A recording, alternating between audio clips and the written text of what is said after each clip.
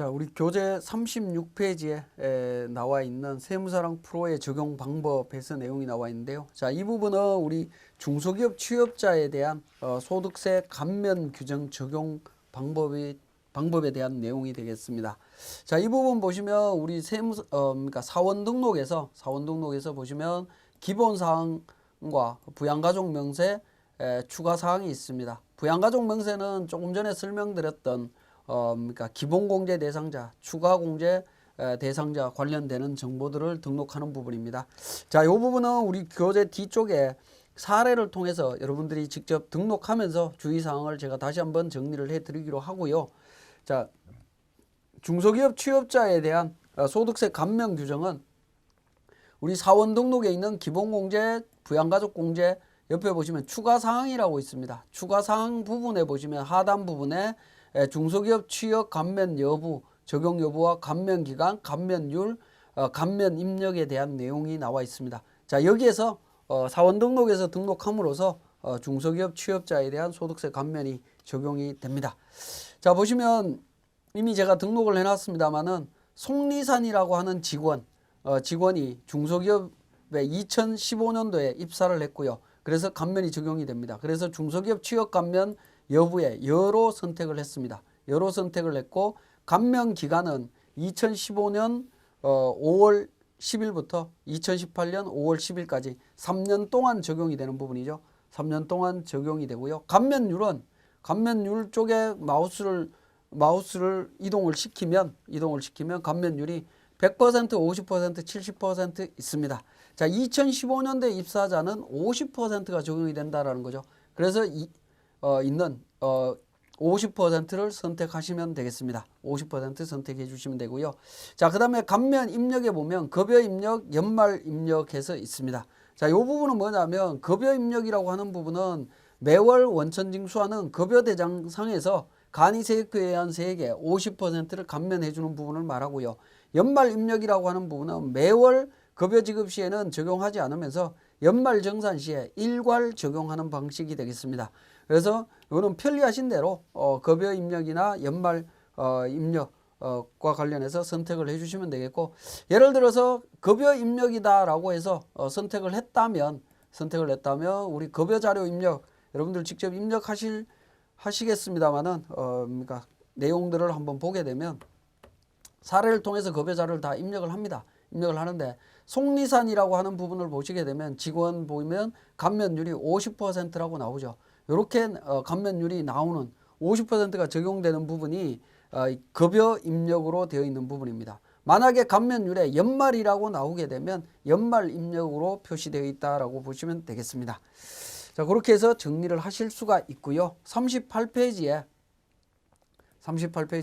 원천징수 세액 적용 비율 선택이라고 하는 부분이 있습니다.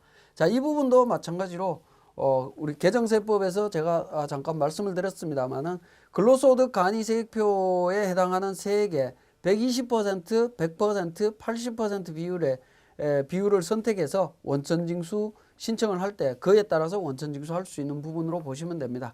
그래서 연말정산으로 인한 과도 환급이나 추가 납부세액이 발생하는 것을 방지하기 위한 부분인데요. 자, 이 부분도 우리 프로그램 세무사랑 프로에서는 사원 등록 쪽에 추가사항 쪽에 보면 소득세 적용률이라고 하는 부분이 있습니다. 이 적용률을 100%, 80%, 120% 중에 하나를 선택해서 등록을 해주시게 되면 우리 급여 대장상에 간이세액표에 의한 세액이 자동으로 반영되어 있는 것을 확인하실 수가 있습니다. 이미 등록되어 있는 내용들을 보면 뭐 안기영 씨 같은 경우에는 120%, 백두산 100%, 송창식 80% 이렇게 선택해서 할 수가 있습니다. 이거는 근로자 스스로 선택해서 적용을 해주시면 되겠습니다. 우리 교재 39페이지 맨 하단 부분에 다음 자료를 이용해서 백두산의 연말정산에 필요한 사원 등록을 하시오라고 해서 40페이지에 나와 있습니다. 자, 40페이지 내용 보면 백두산 관련되는 백두산 직원의 내용이 나와 있습니다. 기본 사항부터 보시면 자, 2011년 3월 1일 날 입사했다라고 해서 입력이 되어 있고요. 저는 이미 등록을 해놨습니다. 등록을 해놨고 관련되는 정보 쭉 등록하시면 되고요. 국외 근로라든가 생산직 여부에 대한 정보는 없습니다. 그래서 적용이 안 된다라고 보시면 되겠고, 그 다음에 국민연금 500만 원 표준월이고요. 건강보험 500으로 되어 있습니다. 그리고 고용보험은 적용 대상자가 아니다라고 있기 때문에 고용보험 적용해서 부로 표시를 하시게 되면 급여대장상에서 고용보험은 반영이 안 되는 걸로 보시면 되겠습니다. 소득세 적용률은 100%다라고 해서 추가 사항에서 100% 선택이 되어 있습니다. 선택이 되어 있고요. 자, 그러면 이제 부양가족에 대한 부분이 나옵니다. 부양가족 본인부터 본인 백두산부터 백봉산까지 내용들이 나와 있는데 하나하나 등록을 해주시면 됩니다. 등록을 해주시는데 주민등록번호 정확하게 등록을 해주시면 정확한 주민등록번호는 이렇게 이제 까만색으로 표기가 되고요. 오류가 있는 주민등록번호는 빨간색으로 나옵니다. 우리는 이제 교육용이다 보니까 제가 주민등록번호를 임의의 숫자를 집어넣으니까 이렇게 빨간색으로 나옵니다만은 실무에서는 정확한 주민등록번호로 등록을 하셔야 된다라는 거 다시 한번 말씀을 드립니다. 말씀을 드리는데 주민등록번호를 입력을 하게 되면 나이가 자동으로 계산이 되고요.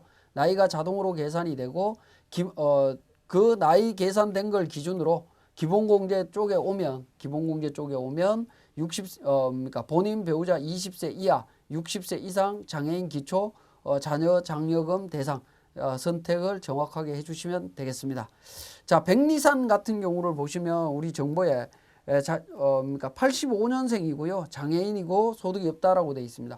85년생이면 31세가 되고 31세는 기본공제 대상자 20세 이하에 해당이 되지 않기 때문에 기본적으로는 공제를 받을 수가 없습니다. 없지만 장애인은 나이에 제한이 없기 때문에 5번 장애인으로 선택을 하게 되면 기본공제를 적용받은과 동시에 추가공제에 해당되는 장애인 공제에 자동으로 표기되는 것을 확인하실 수가 있습니다. 그 다음에 백한산, 백악산 같은 경우에 초등학생이고 중학생이죠. 그러니까 등록을 하게 되면 20세 이하로 선택이 될 거고 자녀의 자동으로 표기가 되는 것을 확인하실 수가 있습니다. 이영산 배우자죠. 배우자 적용되는 부분은 주민등록번호 입력하시고 배우자도 장애인으로 되어 있습니다. 장애인으로 되어 있고 장애인으로 정리가 되어 있습니다. 되어 있는 것을 확인하실 수가 있습니다. 이렇게 등록을 해주시면 되겠고요. 자, 연말정산 관계에 대해서 제가 잠깐 빠뜨렸는데 연말정산 관계는 바로 밑에 보시면 당구장 표시에 연말관계라고 해서 0번이 소득자 본인, 1번이 소득자의 직계존속, 2번 배우자의 직계존속, 3번 배우자, 4번 직계비속, 자녀 입양자고요. 5번 직계비속, 4번의 자녀 입양자 이외의자, 위탁아동이라든가 뭐 이런 분들이 되겠습니다. 6번 형제자매, 7번 수급자, 8번 위탁아동, 해당 사항에 맞게 연말정산 관계 코드를 등록을 해주시면 되겠습니다. 자, 백두산에 대한 등록 정보는 뭐 크게 어려운 점이 없다라고 볼 수 있고요. 자, 그 다음에 안기형에 대한 부분입니다. 입사 연월일부터 시작해서 기본사항 등록하는 부분은 어려운 부분이 없습니다. 그런데 근무부서를 보니까 생산부서로 되어 있습니다. 생산직 근로자라고 보시면 되겠죠. 생산직 근로자에 해당이 되느냐 예라고 표시를 했고요. 자, 그 다음에 연장 야간 휴일 근로에 대해서 비과세 여부를 선택을 해주시면 됩니다. 생산직 근로자이고 야간 근로 수당에 대해서 비과세겠다 여로 표시하시고 전년도 총급여 앞에서 한번 말씀을 드렸는데 F8번 부양가족 불러오기에 역삼각표 눌러보시면 전년도 총급여라고 있습니다. 이걸 클릭하게 되면 전년도 연말정산 추가자료 입력에 총급여를 불러온다라고 되어 있고요. 생산직 여부 여인 사원의 사원코드와 주민등록번호가 동일한 경우에만 불러옵니다. 그래서 자료를 반영시켜 주시면 되겠습니다. 자, 그렇게 해주시면 되겠고요.